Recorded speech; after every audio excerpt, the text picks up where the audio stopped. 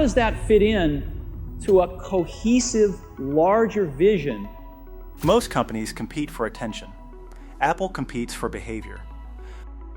Apple will be the top performing Mag 7 stock over the next 6 months. Join us to talk about the tech sector. Not just what people buy, but how they move through the day. The first screen they touch in the morning. The messages waiting before they are fully awake. The photos already waiting across devices they no longer think about. The watch tapping the wrist before a thought becomes action. The headphones connecting before silence even registers. The experience feels effortless. That is what makes it powerful. The strongest technologies rarely feel disruptive once they succeed. They disappear into routine, into expectation, into the small decisions people stop noticing. And that raises a deeper question. When a company becomes woven into communication, work, payments, memories, entertainment, and daily decisions, are people still using products? Or have they quietly adapted their lives around an ecosystem designed to keep them inside it? Because Apple's greatest achievement may not be the iPhone itself. It may be the world built around the iPhone, a world where every device strengthens the next. Every service reinforces the experience. Every convenience removes another reason to leave. And once that environment becomes familiar, leaving no longer feels exciting. It feels inconvenient. From the outside, the strategy looks simple. A phone, a laptop, a watch, a pair of headphones. Individually, they are premium products. Together, they become something far more difficult to compete with. Apple is set to unveil its updated product line today, and it's expected to announce the iPhone 15. The phone connects to the computer. The computer recognizes the watch. The watch unlocks the laptop. The headphones move between devices. Photos appear where they are needed. Messages continue across screens. Files wait exactly where users expect them to be. None of these features has to feel revolutionary on its own. The power comes from accumulation. One seamless interaction after another, repeated thousands of times, until the experience stops feeling impressive and starts feeling normal. That is where Apple becomes dangerous to compete against. Because people do not stay loyal only to products. They stay loyal to momentum, to familiarity, to ease, to anything that removes friction from daily life. And Apple understands something many competitors still struggle to replicate. Once technology becomes part of a person's flow, people stop evaluating specifications. They start protecting convenience. That changes the competition completely. At that point, the enemy is not only another phone company. The enemy is inconvenience itself. A failed transfer, a missing password, a broken sync, messages scattered across platforms. Hours spent rebuilding routines that used to happen automatically. Suddenly, switching ecosystems feels less like buying a new device and more like relocating part of your life. That is why Apple's position is so difficult to challenge. Exit the Apple ecosystem. That, of course, is the big concern. Not because competitors cannot build impressive hardware. Many already do. The real challenge is rebuilding everything people stop noticing once it works, and Apple spent years refining exactly that. The App Store became one of the clearest examples. To most users, it feels straightforward. A trusted place to download apps safely and quickly. For developers, it became access to one of the most valuable consumer markets in the world. But for Apple, it became infrastructure. A controlled environment where distribution, payments, security, updates, and trust all move through the same channel. That control has often been criticized. But it also helped create consistency. Users learned what to expect, and over time, that expectation became part of the brand itself. The stronger the trust became, the less people questioned the structure supporting it. And eventually, the ecosystem stopped feeling like technology. It started feeling like the default setting of modern life.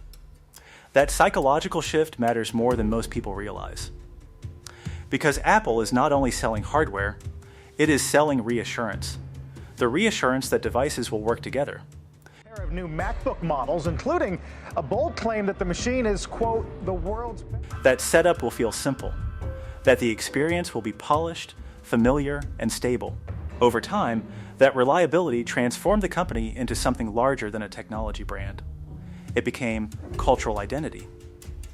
A MacBook on a desk communicates something before it even turns on. AirPods became recognizable from across a room. Blue iMessage bubbles created unexpected social dynamics. The Apple Watch turned personal technology into something visible, wearable, and constant. The products became signals, not loud signals, quiet ones, signals about taste, modernity, creativity, status, and simplicity. And once a brand becomes tied to identity, consumer behavior changes. Purchases stop feeling purely rational. Loyalty stops feeling temporary. The relationship becomes emotional. That is one reason Apple rarely competes aggressively on price. Lower pricing can attract attention in the short term. Premium pricing can reinforce perception for years. The last time that Apple changed out its charging port was back in 2012, and that was a bit of a headache. And Apple has spent decades protecting that perception. Independent consumer research has repeatedly shown that iPhone loyalty remains among the strongest in consumer technology. But the company's influence becomes even more interesting when looking at how people stay inside the ecosystem. Because Apple rarely relies on force. Its lock-in strategy feels subtle, practical, almost reasonable.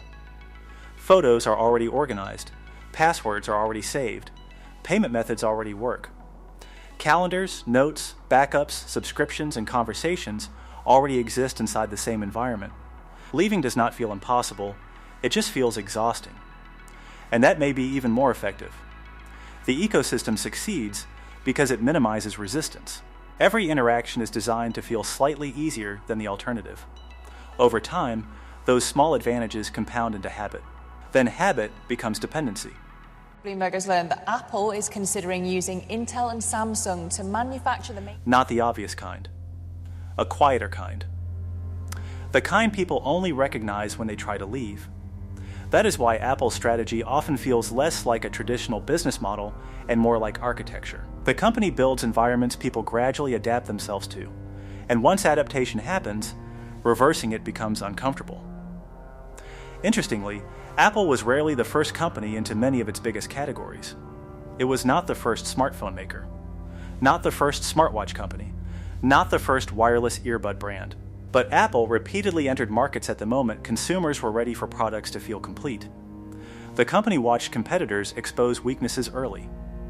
Confusing interfaces, unfinished software, products that felt experimental instead of dependable. Then, Apple arrived with versions designed for mass adoption, not necessarily first, but polished enough to feel inevitable. That distinction matters. Yeah, interesting, really, these results, because Apple has been a bit of a laggard. History often remembers the company that normalized an idea more than the company that introduced it. And Apple became exceptionally skilled at making technology feel mature at exactly the right moment. The result is a business that extends far beyond hardware specifications. Apple's real advantage is not one feature, one device, or one product category.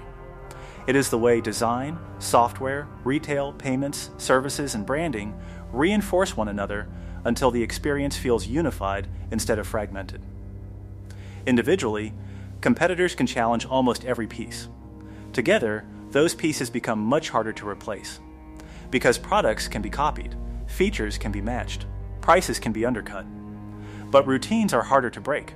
And Apple has spent years turning ordinary behaviors into daily rituals so seamless that most users barely notice them anymore. A glance at the wrist before replying to a message. A payment completed with a tap. A laptop unlocking automatically beside a phone. A photo appearing instantly across devices. Tiny interactions repeated every day until they stop feeling like features and start feeling like the natural flow of life itself. That may be Apple's most important innovation. Not a single device, not a specific invention, but the ability to make technology fade into the background while quietly shaping behavior in the foreground. And that leaves one final question. If a system becomes deeply embedded in how people communicate, work, organize memories, handle money, and experience convenience, at what point does leaving stop being a consumer decision and start becoming a lifestyle reset?